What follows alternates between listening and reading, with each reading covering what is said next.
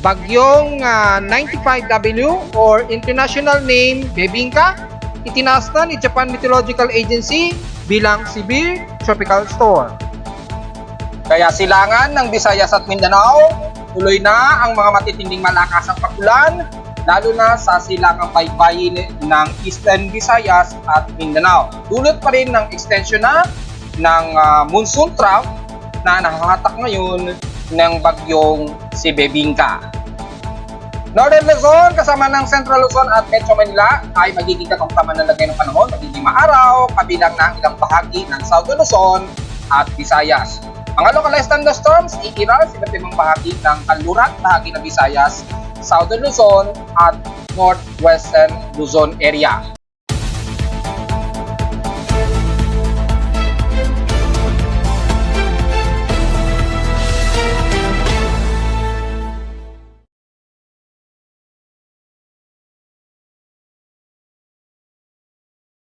Hello, good morning mga folks. Welcome po muli sa ating Daily Weather Bulletin at Analysis para sa araw ng Miyerkules, September 11, 2024. Ang oras sa ating Boss may maga ay alas 11:17 na ng umaga. Patuloy na magiging humid at maalisangan ang panahon natin sa Metro Manila at ilang karatig ng Northern at Central Luzon.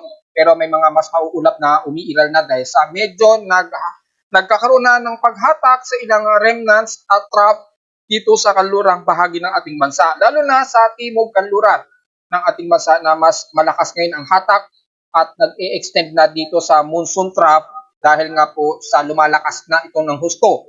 Itong si international name na si Bebinka na tinawag. At alam naman natin ang ibig sabihin ng Bebinka, so hindi na natin further na ipapaliwanag yan.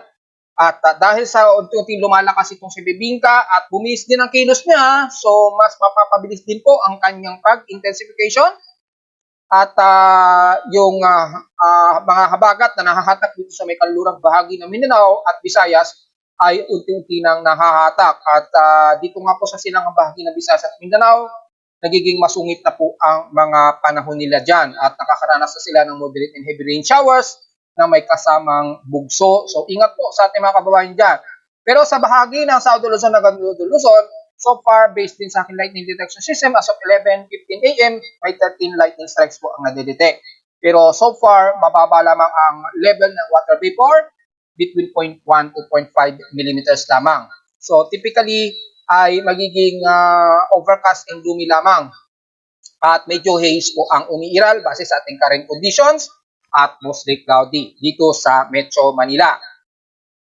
Sa lowest temperature na natala ng aking weather station kaninang 5:44 AM, nakapagtala kami ng lowest of 27.2 degrees Celsius. Kahapon nakapagtala kami ng 32.2 degrees Celsius.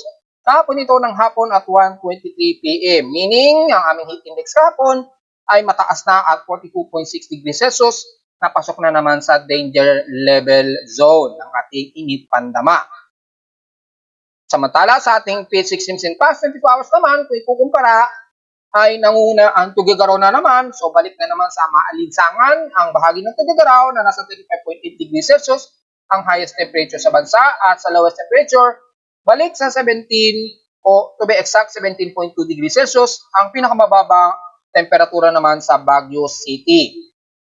Pagdating sa inulan, ang San Jose sa may bandang Occidental Mindoro, Oriental Mindoro rather, ay nakakaranas ng mga pag-ulan pa rin sa kanila na umabot ng 31 mm na ilang light to moderate showers in past 24 hours. Wala kami nitala na pag-ulan sa Caloocan dahil maghapon pong naging humid ang aming temperatura. Kasalukuyan, tuloy pa rin ang space weather status natin at may minor extreme flux pa rin tayo na at least M1.0. So tingnan natin kung anong oras ito. Actually, madaling araw pa ito nag-alert since 1:37 AM at inaasahan pa rin ang geomagnetic storm na aabot ng G2 geomagnetic storm prediction. So expectancy na supersedes yung epekto nito, magsa-supersedes lamang ito, so magiging depende sa significant impact nito sa ating magnetosphere. Just in case, magkakaroon ng primarily forward at 55 degrees geomagnetic latitude at asahan ng mga ilang power grids fluctuations na maaring mag-occur. So expected din ng high latitude power systems na magkakaroon ng mga ilang voltage alarms miscoordination o disorientation ng ilang satellite natin. So magkakaroon ng bahagyang irregularities. So damay na ang ating mga geostationary satellites at weather satellites. So expected na medyo magkakaroon ng delay at trouble sa receiving ng weather satellite forecasting. Lalo na magkakaroon ng increased drag sa low Earth orbit, lalo na sa mga low satellite orbits. At high frequency radio propagation, expected na naman na magkakaroon ng medyo fuzzy signal receiving. So expected yan. Probably North Hemisphere po ang mararanasan ito at sa ating NOAA KP Index Forecast, inaasahan natin sa loob ng 3 araw, maglalaro sa G1 geomagnetic storm ang inaasahang geomagnetic field. So mula ngayong araw yan hanggang September 13 ayon dito sa 3-day NOAA KP Index Forecast. Expected, ang more likely since September 11, sa tuloy na arrival ng corona mass ejection since September 8. So expected G1 to G2, minor to moderate ang levels. Expected yan 12 to 13 ng September. So tuloy-tuloy pa rin yan hanggang bukas, hanggang nitong Friday the 13. Dahil pa rin sa patuloy ng arrival since September 10 na coronal mass ejection. Bagamat 50% ang solar radiation storm ang ina-expect natin ngayong araw or greater, pero according dito is 50% at ang radio blackout ay naglalaro sa 55%. Saan ba nanggagaling yan? Mostly yung sunspots area ng AR 3814, 3812, 3815 hanggang dito sa may bandang AR 3816. Mas malaki lamang yung sunspots ng AR3814 at cluster po kasi siya kasama ng AR3822 kaya patuloy ang releasing ng coronal mass ejection at since September 8 nga po at September 10. Titingnan natin sa LASCO satellite ng capture imagery nila mula sa araw ay makikita po ang pag-release ito since September 8. Ayan o. Yan, ito yung starting ng September 8, then tuloy-tuloy po ng September 9. So, bandang 6 o'clock position, bubuga na naman siya at nag-arrive na naman sa ating magnetosphere. Bagamat mga minor to moderate lamang yung significant impact niya at walang masyadong nag-increase sa solar wind. Pero expected ang mga at least minor to moderate na geomagnetic. Katulad na lamang ito kaninang 7:50 AM, nag-maximum ito M1.0. So, probably mga hanggang R1 ang inaabot. At least hindi naman umaabot ng R2. At yung ating solar photon flux, mayroon din na extrapolated detection mula pa kahapon. Kung titingnan natin in 7 days, after mag-arrive yung CME sa Earth, ay nag-pulse yung ating solar photon flux. Ayan o. Maabot sa S1 category hanggang kahapon na humigit sa 30.84 mega electron volts. So, lagpas na siya. Lagpas na siya sa limit na 10 mega electron volts. So, meaning nagkaroon ng solar radio radiation. Although, mga minor lamang na solar radiation to dahil S1 lamang ang naging detection. So, may mga nabanggit na natin kanina yung magiging epekto sa ating mga satellite, lalo na sa solar panels. At yung ating geomagnetic medyo nakakahinga ng bahagya, bagamat may distortion dahil tuloy-tuloy po ang arrival ng geomagnetic field mula sa CME. So, asahan natin ang buong Mid-Pacific at Southeast Asia halos damay ang arrival at magkakaroon ng mga TEC interruption. Yan, malawak po yan. More than 70 to 80 is TECU. Na-explain na natin yan kung anong ibig sabihin ng total electron content ha. I-research nila lamang doon sa aking mga videos na in-upload since last month. Explain po yan kung bakit ganyan.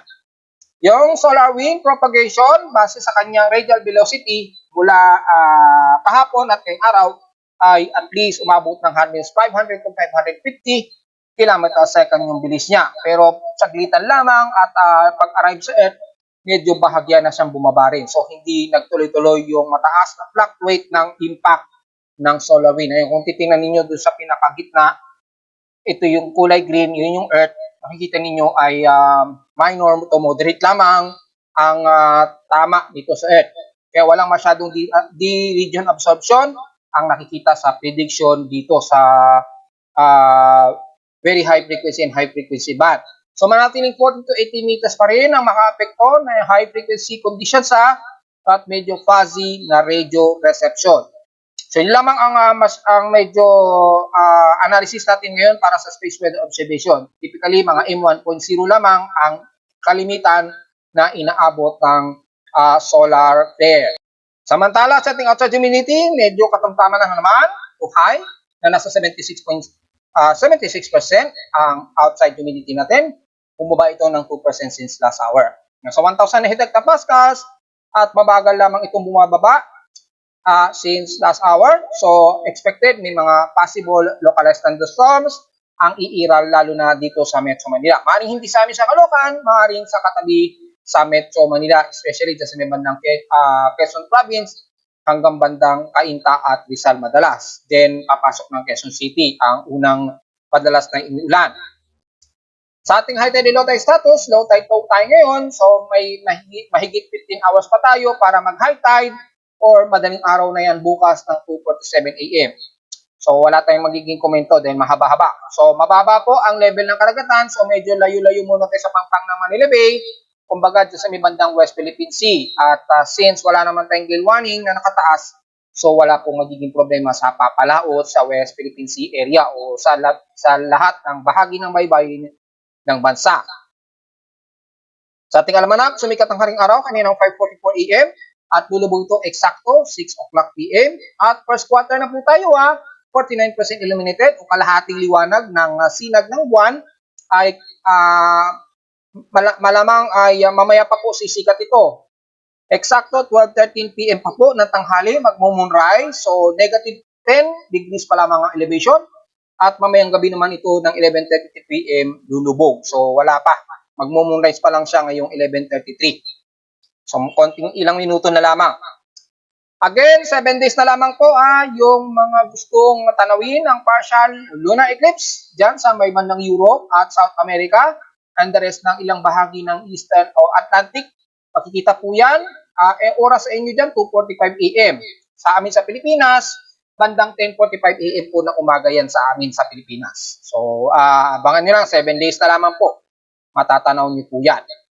So, kung may magtatanong kailan ba ang magkakaroon tayo ng mga solar eclipse o lunar eclipse man lang, well, makikita na naman sa aking website, kaya hindi tayo mahihirapan dahil dito pa lamang alam na natin kagad ng kasagutan. At yung iba ay ginagamit nila ito for reference report, kaya yung mga magtatanong, lahat nasa website ko na po ang kasagutan. Para sa malaman ng lahat, ang susunod na inaasahan nating solar eclipse o total lunar eclipse, magaganap pa, next year pa. Ayun next year. So, ang oras natin sa Pilipinas yan, 2:11 ng madaling araw po yan. Ayun oras natin sa Pilipinas.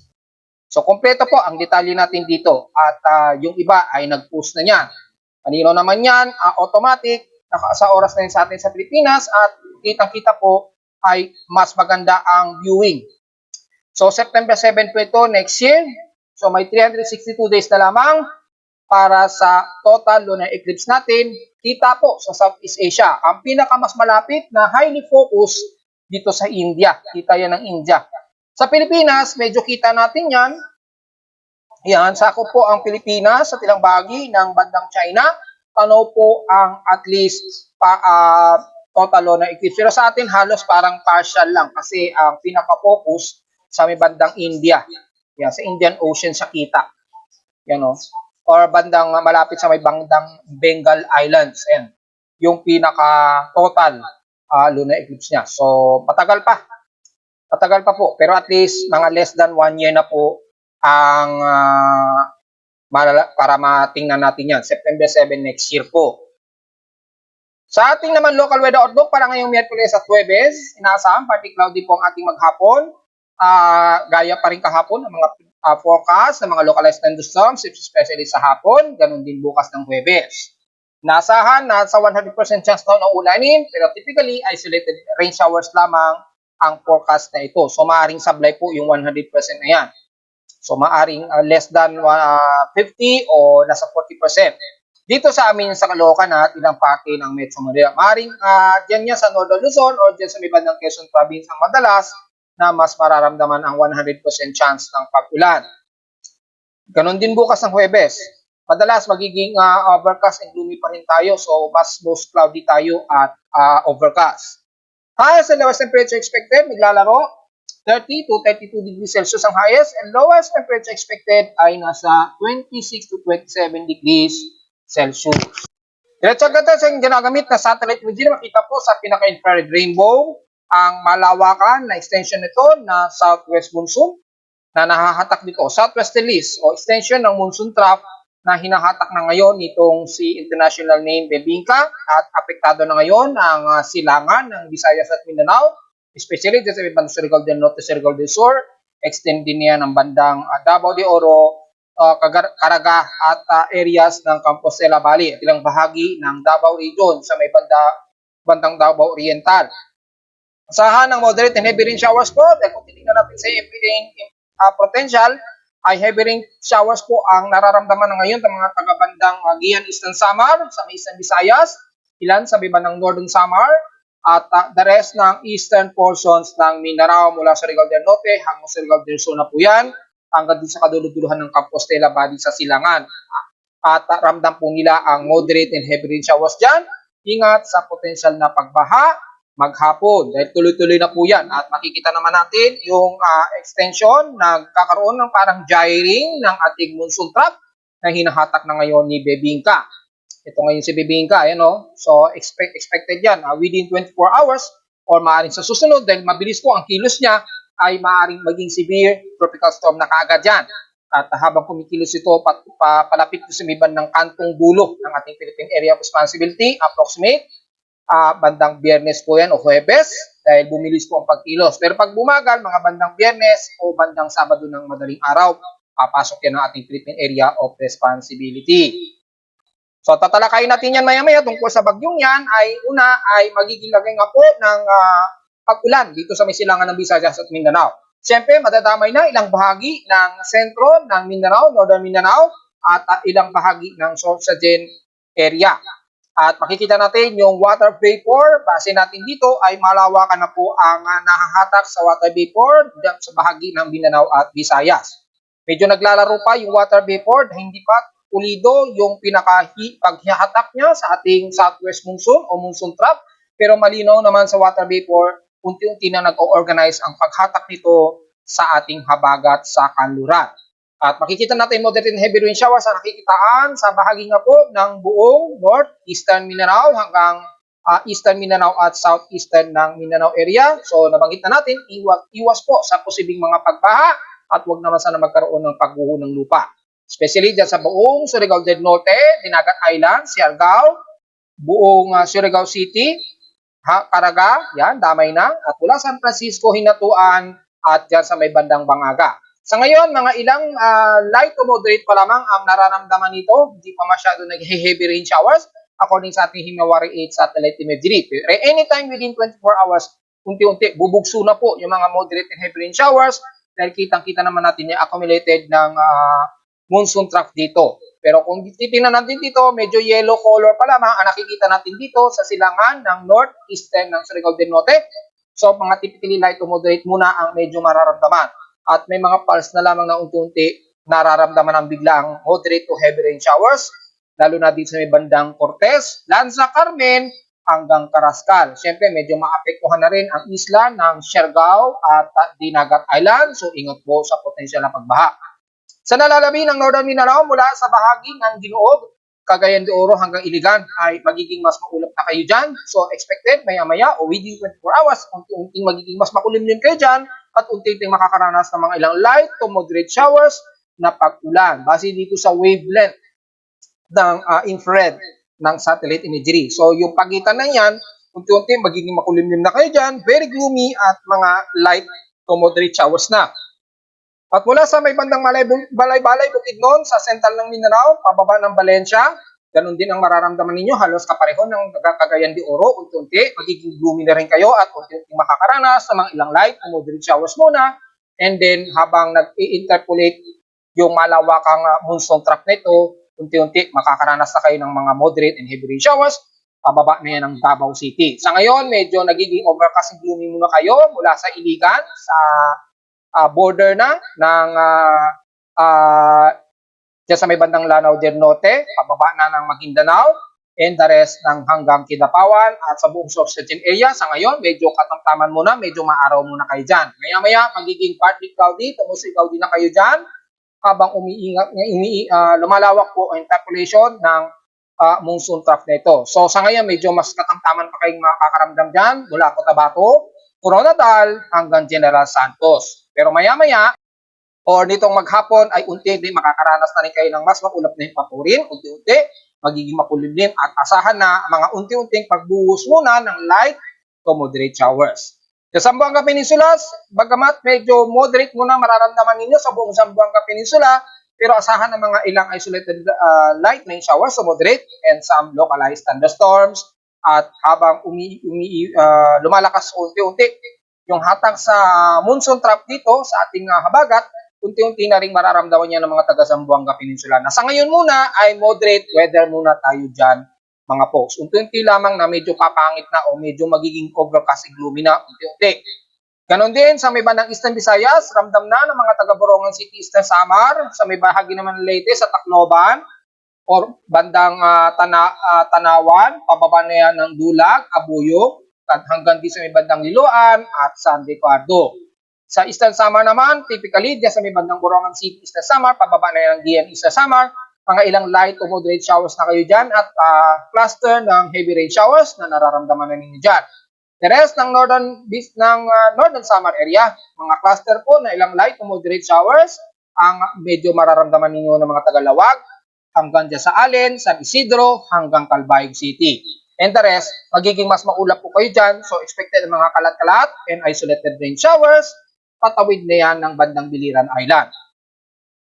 And the rest ng central ng Visayas, katamtaman, magiging mas maulap din kayo dyan at asahan ng mga kalat-kalat na pagulan mula Cebu hanggang Bohol at west portions ng Visayas mula Negros Region na mas nakakaranas ngayon ng mga cluster and isolated rain showers sa buong Negros Region at Panay Island. Expected yan at lalo na umiiral na po at mas mararamdaman nyo muna ang bugso dyan ng hatak sa ating habagat within 24 to 48 hour period.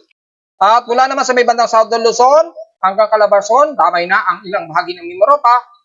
Mga cluster po na mga mostly cloudy, partly to mostly cloudy medyo iiral. So mga isolated, kalat-kalat po ng pagpagulan na may ilang pagkilat at pagulog pong naka-forecast sa bahagi ng Bicol Region. So be ready sa inyong mga pananggalang sa ulan, lalo na ng mga taga Legazpi City, Sorsogon at Catanduanes. Sa ilang areas naman ng Iriga at bandang Camarines Sur, lalo na at Quezon Province, magiging maulap din at mga ilang isolated rain showers din ng iiral, kabilang na ang Mimaropa, especially ng Occidental at Oriental Mindoro. Mas maaraw pa ng bahagya ang mararamdaman ng mga taga-Palawan, hindi pa masyado concentrated yung hatak sa habagat at dahil hindi pa totally organized. Pero in-expect natin sa susunod na 24 oras, mas organized na yun mga folks. So be ready na sa ngayon ay mga ilang clustered lamang na kalat-kalat na pag-ulan, kabilang na ang bahagi ng Calabarzon, dito din sa bahagi ng Metro Manila at Central Luzon area. Pero sa bahagi ng northern part, mula dyan sa bahagi ng Tarlac pataas, magiging mas maalinsangan po tayo dyan. Medyo klaro po ang inyong himpapuwi dyan. Dahil walang masyadong kaulapan dyan sa bahagi na yan ng mula Tarlac, pataas na yan ng extreme northern Luzon. So asahan na naman po ang magiging mas maaraw. Kung titingnan natin sa temperature contour ay ang bahagi ng Ilocos Norte sa Pagudpod ay above 34 at napakatindi na ng temperatura sa kanila na umaabot ng mahigit 38 degrees Celsius. So sa mga taga-Pagudpod, huwag masyadong mag-dehydrate. Dahil grabe po ang init sa inyo dyan na umaabot ng halos mahigit 38 degrees Celsius according dito sa ating temperature contour. Kasama na ang Bangi, Dumaleng, Adams, Santa Mercedes hanggang Claveria. Mahigit sa 34 degrees Celsius naman ang bahagi nito ng bandang Sanchez, bandang Claveria, Luna hanggang Burgos at Pamplona. So halos bandang Apari. Pero the rest ng Apari at buong Cordillera Administrative Region, Cagayan Valley, so kasama na naman ang Tugigaraw, asahan na naman ang mataas na temperatura na naglalaro sa 30 to 38 degrees Celsius all the way hanggang San Fernando, La Union, Bigan. So kasama na ang bahagi ng Lawag City hanggang dyan sa buong Surigao, Ilocos Sur hanggang sa may bahagi ng Benguet, Pangasinan at the rest ng Tarlac o Central Luzon area at di sa may bandang kanluran ng Zambales. So, the rest, magiging katamtaman din ang temperatura at pagitan dito sa may bandang southern part ng NCR, at least medyo katamtaman pa ang nagiging temperatura. Pero the rest, maging sa bandang Bicol region, nakakaranas pa sila ng mas mataas na above 34 degrees Celsius. Ang Camarines Norte at ang bahagi sa paligid nito na Basud, San Vicente at Winsons sa Camarines Norte. And the rest, ay asahan pa rin tayo o asahan pa rin ninyo ang mga kalat-kalat na ulan. Pero bahagi ng Northern Luzon, magiging katamtaman at mas fairly weather po tayo at asahan ang mataas na temperatura. So wag po muna masyadong magpapadehydrate. So sa mga nagtatanong kung kailan kayo abutin dyan ng hatak sa ating southwest monsoon, well, baka next week na po yan kapag nasa may bandang Okinawa Island na po, or kung hindi man Okinawa Island, kung malapit natin sa may bandang eastern portion sa China or malapit sa northeastern ng Taipei. Kapag bumalandra na dyan yung bagyo, maaaring mararamdaman na natin sa Metro Manila at Northern Luzon ang epekto ng hatak sa ating habagat. So, kamustahin naman natin ang lagay nitong si international name, Bebingka or 94W, or kung sakaling pumasok ng PAR, ay magiging pre-ready na po. Kasi yung C94W, wala na pong magiging concern yan sa atin dahil halos mananatili lamang siyang monsoon depression na lamang. So, magme-maintain na lamang siya as low pressure area at magdi-dissolve na rin siya dahil nga po bumabalandra na siya sa pagitan ng southwest monsoon winds na nagpo-flow dyan. At may mga ilang high pressure area na sumasalubong dyan sa may bandang east portions ng China. So makikita natin sa satellite imagery halos wala na at hindi na masyado organized at scattered na rin yung kanyang outer circulation. So anytime malulusaw na lamang po yan. Ang magiging concern na lamang natin na tinututukan natin ngayon, itong si tropical storm at base na rin sa ating computer generated tropical cyclone sector, bahagyang humina ng konti. At nasa border pa rin siya ng tropical depression. As of 11:30 AM po yan. Pero kaninang 8 o'clock AM ay nasa tropical storm siya. At ngayon, medyo humina ng bahagya. Kaya balik siya sa tropical depression category. So medyo humina ng bahagya itong si Bebingka na kanina lamang umaga ay nasa tropical storm category yan at ang mula kahapon. So as of 11:30 AM ay nasa maximum wind speed na ito na 50 km per hour at bugso umaabot ng 63 km per hour. Central air pressure niya 999 hectopascals po at kumikilos pa west-northwestward sa bilis na 33 km an hour. Sinukat na natin to as of 8 o'clock AM. Nasa 2,040 km east na ito ng Catanduanes Island. Ngayon, since nag-update siya ng bagong category, so susukatin muli natin kung ano ang kasalukuyan nito position para mas sigurado tayo yung kasalukuyang real-time, almost near real-time na location o kasalukuyang location itong si Bebingka.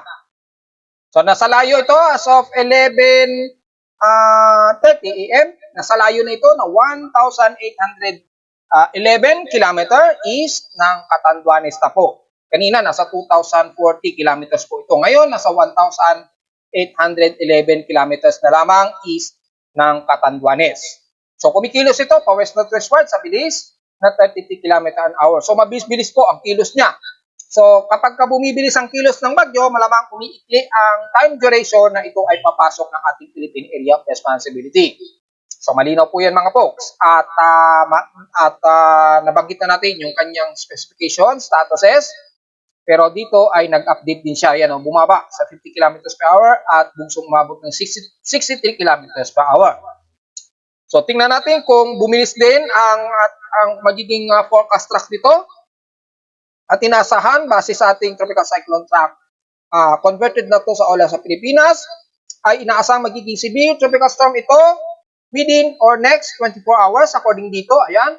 So kung hindi man nitong maghapon, ay maaaring baka bukas na po ng umaga or madaling araw ng Thursday, magiging severe tropical storm. Just in case, according niya sa forecast At kung titingnan natin dito ay base dito ay by September 12. So baka bukas na nga po ng madaling araw, maaaring tumaas siya as severe tropical storm.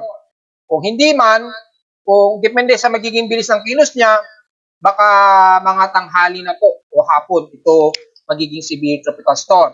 So depende po sa movement speed niya. So malinaw yan ha, kung hindi sa susunod na 24 oras or within 24 hours, maaaring by Thursday na yan, bukas. By Thursday na yan, bukas ng umaga, probably, aabot ito ng severe tropical storm. So, depende sa magiging kilos niya, dahil baka maya-maya, bumagal na naman ang kilos niya from 33 kilometers an hour habang kumikilos pa west, northwestward. So, at least malinaw po yung lahat ha. Kaya may nagtatanong, kailan ba aabot sa typhoon category? Well, approximate nga na po natin, sinasabi natin, by Friday or Saturday na po yan ng madaling araw o ng umaga po. Depende pa rin yan sa magiging bilis ng kilos niya habang kakabig ito pa west-northwestward po by Friday or Saturday. So sa magtatanong naman, kailan ito approximate papasok ng ating part, ay nabanggit na natin yan bandang umaga po ng Friday or hapon o bago maghating gabi ng Sabado. So pagitan siya na inaasahang papasok ito ng ating Philippine Area of Responsibility. At kapag sa Biyernes ng gabi or ng bago maghating gabi, depende po, pag ito ay nakatungtong at nakapasok ng ating part, tatawagin na natin sa local name na Ferdi. So, Ferdi po, mauuna. Wala na po yung dalawa na possible Ferdi at Hener. Dahil si 94W nga ay malulusaw na rin yan sa susunod na 48 oras. So, mauuna po, mapapangalan natin Ferdi. Pero, sa loob ng 24 oras, ay i-exit din kagad ito ng ating Philippine Area of Responsibility, Sabado ng umaga o bandang umaga siguro. Approximate yan o by 9 a.m. ay lalabas ito ng Philippine Area of Responsibility ayon sa ating tropical cyclone track. Converted na yan sa oras natin sa Pilipinas. Ayon naman sa ating tropical cyclone track combination, ayan, kitang-kita naman po. At kung titingnan natin yung live satellite imagery at position ng bagyo, ay medyo maglalaro po yung bilis ng kilos niya dahil maglalaro sa northwest o west-northwestward ang kilos nitong si Bebingka o Pre-Ferdi, just in case. So, ganun din po pinapakita na probably mga next 24 hours or within 48-hour period, aabot daw ito sa typhoon category. So, tingnan natin kung mangyayari yan o aabot sa typhoon category dahil kitang-kita naman sa extended forecast track na aabot daw siya ng typhoon category. Ngayon, kailan daw ba ang posibleng super typhoon category? According naman sa extended forecast, by September 15, ay pinapakitaan dito na aabot sa super typhoon bandang 8 ng umaga o madaling araw po. Ng September 15 ay posible pang umabot sa super typhoon category. Pero ang location na nito ay nasa may bandang, ano na ito? Bandang Okinawa o west ng Amani ng Okinawa Islands Prefecture o west ng Zhejiang, China. So, nasa bandang northeast na ito ng Taiwan kapag ito'y umabot daw ng super typhoon category. Well, tingnan natin, dahil extended forecast pa lamang yan, magre-rely tayo sa pinaka-sea surface temperature nito kapag umaabot na sa pinaka-northern hemisphere range. So, tingnan natin kung aabot pa siya ng super typhoon or magme-maintain lamang siya as typhoon category. Kasi yun yung pinapakita ng mga extended forecast track dito sa ating satellite imagery. Sa floating natin, kitang-kita na po natin yung organized at fully grown circulation na po itong si Bebingka. Medyo malakas lamang ng bahagya yung vertical wind shear sa kanya dito pa west-northwest yung vertical wind shear sa kanya. So medyo nag-i-struggle pa siya habang kumikilos pa west-northwestward. So medyo hirap pa siyang mag-enhance pa ng further dahil medyo malakas po yung vertical wind shear sa kanya dito sa tumutulak sa kanya ng mabilis pa west-northwestward. So medyo naaantala siya. Pero maganda naman na po yung kanyang low level convection. Lumalaban po siya base sa kanyang low level convection. Maganda na ang sirkulasyon at meron na siyang vortex o complete vortex circulation sa pinaka low level convection. So, around 33 degrees Celsius ang approximate temperature nito between sa kanyang low-level convection habang ito ay nasa northwest na ng Guam. At kitang-kita sa pinaka-floating, yung pinaka-organized development niya habang hinahatak niya ng husto ang southwesterlies o southwest monsoon trough dito sa may bandang kanluran niya or sa may bandang silangan ng Mindanao sa bansa natin dito. Yan, kung titingnan natin dito sa actual satellite imagery, yan. Yung monsoon trough na yan na nahahatak na niya ng husto. So asahan po na mas mararamdaman muna at nabanggit na natin yan 3 days ago pa. Unang mararamdaman niya ng mga taga Visayas at Mindanao muna yung epekto po ng hatak sa habagat nitong si Bebingka. At yung inaasahan natin na Southwest Monsoon Enhancement Circle habang umikilos pahilagang kaluran itong bagyo ay unti-unting mararamdaman niya ng mga taga Visayas hanggang Southern Luzon na po yan sa loob po ng 75-hour period na po base sa ating extended forecast. Ano magiging basehan natin dito? Well, kung sisilipin natin ang Tropical Cyclone Advisories and Forecast, ayan, nakataas na rin ang warning mula kay Joint Typhoon Weather Center. Naka-tropical storm po siya. At ganon din kay Japan Meteorological Agency. Pero dito, kay Japan Meteorological Agency, nauna na itinaas agad sa severe tropical storm. So, in-expect natin within 24 hours. Pero ngayon pa lamang umaga, ngayong tanghali, tinaas na ito sa severe tropical storm itong si Bebingka. So malinaw po yan. Itinaas na ni JMA ha. Severe tropical storm na po siya. Yan. So kaka-upgrade lamang niya nitong 11 o'clock AM na severe tropical storm na. So expected, isusunod niyan sa report ni Pag-asa na magiging severe tropical storm since 11 AM. At base naman sa ating automated global ensemble forecast, naasahan nga po, napapasok daw ito ng ating PAR within 66 to 72 hour period. So malinaw po yan. Kasi may magtatanong, paano ko daw nalalaman yung approximate ahead of time. Yan, no? Kitang-kita naman at fully detailed po yan. Oras po yan within 66 hours and 72 hour period. So malinaw po yan. At kumpleto po tayo ng detalye kaya hindi po tayo pwedeng mag-mislead ng ating pag-uulat. Kaya gumagawa tayo ng ganitong systematic approach ng weather forecasting na hindi lamang copy-paste lamang. Now, hindi tayo nagbibigay ng specific data o details ng anumang details ng mga bagyo po. So again, by Japan Meteorological Agency, tinaas na siya as severe tropical storm ngayon lamang 11 o'clock AM sa atin sa Pilipinas. So severe tropical storm na siya. Maaaring susunod na rin yung ating tropical cyclone sector since mas mauuna talaga ang oras natin dahil 8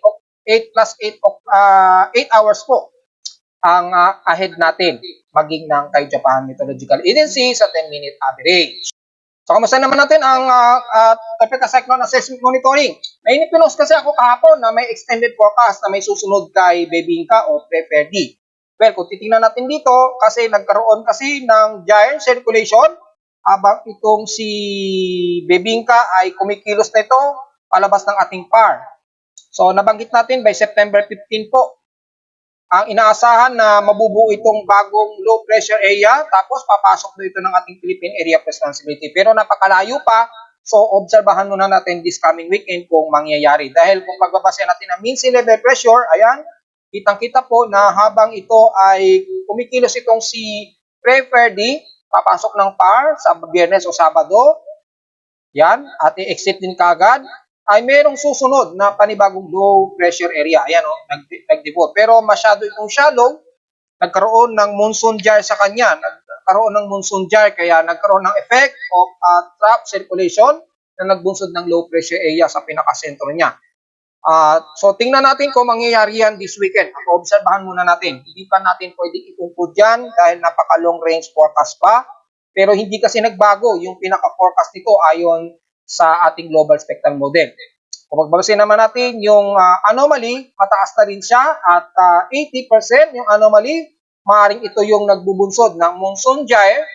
So, for the next 48 hour, approximate ahead of time, mukhang magkakaroon ng monsoon gyre sa kanya habang nandito itong si Bebingka or Preferdi. Magkakaroon siya ng vorticity sa gitna niya at magbubunsod po ng panibagong shallow upward low convection base doon sa pinaka-gyre circulation. Magkakaroon ng pinaka-monsoon gyre sa kanya. Bababa ang atmospheric pressure ng 1,000 hectopascals. Kapag nangyari po yan, magkakaroon na naman tayo ng panibagong low pressure area na maapektuhan ang Bicol region, eastern part ng Northern Luzon, at eastern Visayas. Matadamay dito ang Metro Manila. Kung sakaling mangyari yan, So, bantayin natin maigi dahil napakataas na rin ang anomaly niya. Ayan o, nabubuo na kaagad. Mukhang nanganganak dahil nga po sa monsoon gyre na circulation ay pinapakita dito, nagkakaroon ng napaka-wide vorticity. Dahil nga po sa gyre, kapag nagkakaroon kasi ng gyring system, ay lumalawak po o malaki po yung nagiging yung daloy ng hangin bunsod po ng monsoon gyre. So maliwanag po dyan at makikita natin ay napaka-active na po itong bagyong si Bebingka. Habang nabubuo na naman ang panibago sirkulasyon bunsod po ng monsoon gyre kundi dito sa may silangan ng Visayas sa loob ng ating Philippine Area of Responsibility. So mag-update tayo kasi base dito September 15 pa po magkakaroon ng improved anomaly itong bagong sirkulasyon bunsod po ng monsoon gyre. So yun po magiging latest update natin sa ngayon. Favorable ba siya? Baka may magtanong, favorable na ba yan? Well, titingnan natin sa wind shear. Sa ngayon, hindi pa masyado favorable. Dahil nga po, medyo nandito pa kasi siya sa may silangan nga po ng Eastern Visayas sa labas ng PAR. So, kapag ka nandito na sa babandang extreme northeastern Luzon, dyan natin malalaman na magbubuo o magkakaroon ng favorable, then may mabubuong panibagong favorable circulation na yun, no? Nasa 22 kilometers per hour. Pero hilaw pa siya. So mukhang tumataas yung confidence na yung pinapakita ko sa inyo kanina na may panibagong susunod kay Prefer D mukhang mangyayari. Ayan no. So 1,000 hectopascals by September 15, 2024 po yan. So abang-abang na lamang natin until this weekend. Samantala sa mga computer models, very consistent na po yung galaw ni Bebingka at makikita po yung pinaka-monsoon gyre niya na magbubusod, may mabubuong bagong low pressure area dito sa may silangan natin ng bandang Visayas sa loob ng ating Philippine Area of Responsibility by September 15. Ganon din kay ECMWF, ganon din ang consistency. So mukhang mataas ha. Mataas po yung confidence na may mga nganak kasunod kay Bebingka. Ganon din kay Nabjen na mas aggressive pa nga oh. So malinaw na malinaw yan oh. Ayan oh. Dahil sa monsoon gyre na nagbunsod sa kanya na magkakaroon ng low pressure area dito. So mag-update tayo maya-maya dahil mukhang highly confidence na rin po ang nagiging forecast nitong mga computer models at mga weather agencies. Pare-pareho na naman ang ipinapakita nila. So mukhang very consistent itong bagong low pressure area na mabubuo after lumabas itong si Bebingka o Prefer D sa Philippine Area of Responsibility. Approximate ahead of time niya na mga bandang Sabado po yan, mga po. At narito naman ating 3-day weather forecast para sa araw ng Miyerkules, September 11, 2024.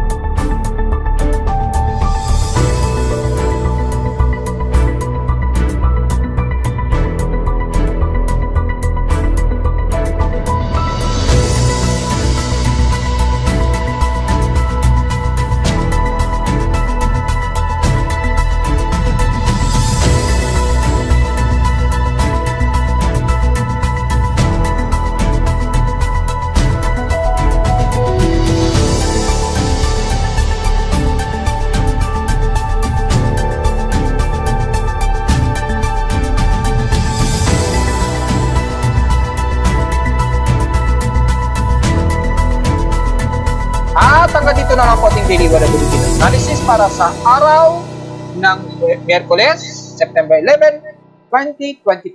Huwag po kalimutan na mag-like, share, subscribe po sa ating YouTube channel. Visit lamang anytime sa ating website na www.timoweather.com para sa gusto malaman pa ibang detalye na hindi natin nasama ngayong tanghali. At visit lamang sa aking website na sa gustong patuloy na binabantayan ang ating dynamic events na weather events mula sa ating weather station sa Caloocan mismo at sa data feeds mula sa iba't ibang weather agencies. Maraming salamat po mga folks at magandang tanghali po sa ating lahat.